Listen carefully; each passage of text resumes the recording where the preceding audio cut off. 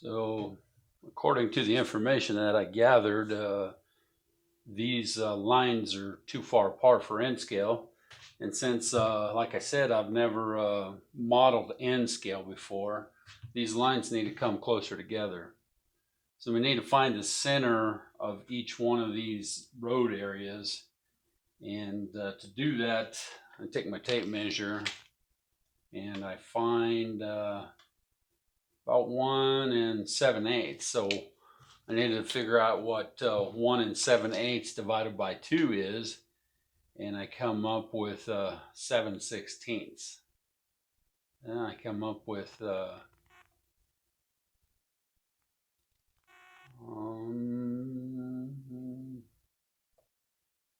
15/16. Yeah, 15/16. So what I've done here is I've made a little red mark right here. So that's pretty close to this one line here. And if I look down and I see the lines on the road, that would be pretty close to 3/4 of an inch on each side of my road there.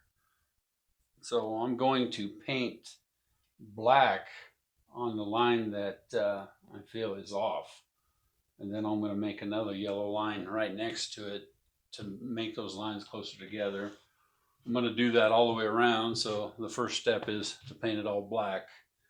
The line that needs to disappear. So I'll do that, and then I'll be right back to talk to you again. All right, the next step after you paint it is you want to run some this is about 1,000 grit metal body sandpaper. You just want to take it over your areas and run it the way the track would go, the road, and that'll age the road to the consistency of a weathered asphalt road. If you do it right, you will be able to do this without seeing those yellow lines that you painted underneath your road.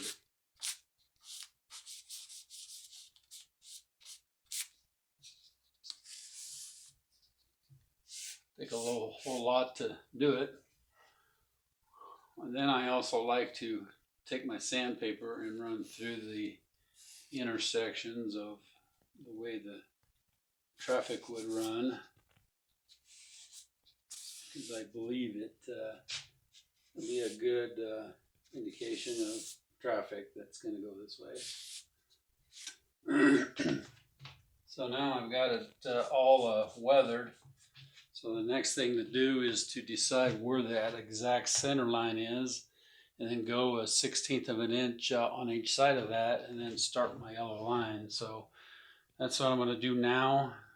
And I thought about cutting a piece of wood to go in my area, just because I got a lot of stuff in the way now.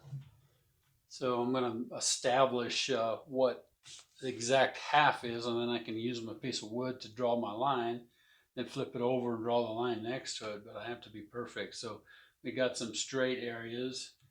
This is straight. This new road will be straight over here, but this one's curved. This one's a little bit harder to do.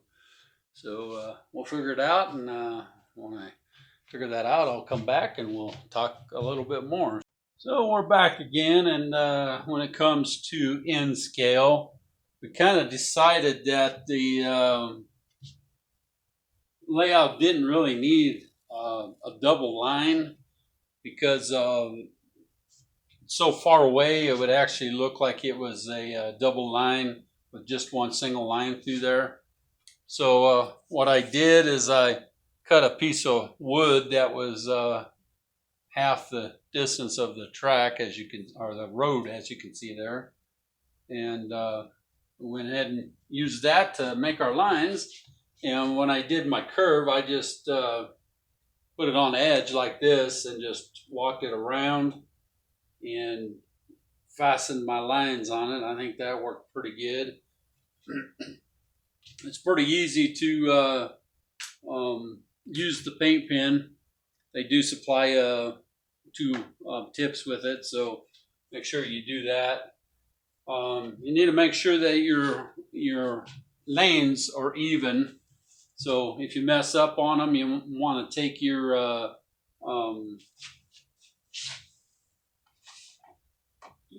asphalt color, which I got the top coat from Woodland Scenics, and use a brush and brush over it. And then, like I said in the other footage pieces, let it dry, and then you can go ahead and paint your yellow line. You got to make sure you sand it down before you put your yellow line on there. And so I think that looks a lot better than the width apart that those were. If we could get a black marker that had, you know, the fine detail of this tip. So the tip is really fine, as you can see there. If I could get one that was black like that, I think we could probably go down the center of our yellow line and even make that into a double line. But I think because it's so far away, I think that looks better than having a line that's too wide. So thank you for watching this update, and make sure that you are familiar with your layout. And what I like to do is I like to raise you up to the height that I am. I am 6.5 feet tall. So I'm going to lift you up to my height, or the camera at least up to my height, so you can see kind of what I see from my height. Well, now the video is about up to the height of my eyes. Maybe you could go a little bit more up, but if I just went like that. Now from where you're at on the layout, you cannot see a double line. You can see a single line, but even if it was a double line, I think that's all you would see. In scale is 1/60 scale, so 1/64 actually. So the table is about 2.5 feet below my eyesight. So that means I'm looking at this from about 400 to 450 feet away in normal life. So if you've been up to something that's 450 feet, then you know that you can't see a lot of the detail. So I think in N scale, one line going through there is sufficient. So hopefully that helps some of the people that have been watching this layout. So hope you enjoyed this update, and like I said, this is the first time I've ever modeled in scale, but it's also the first time I've ever used the updated version of the road work, the paint pens, the smooth it, and the road learning kits. I think it really helps to know what you're doing. And so I'm learning as I go, and so is my wife. So check out the next video.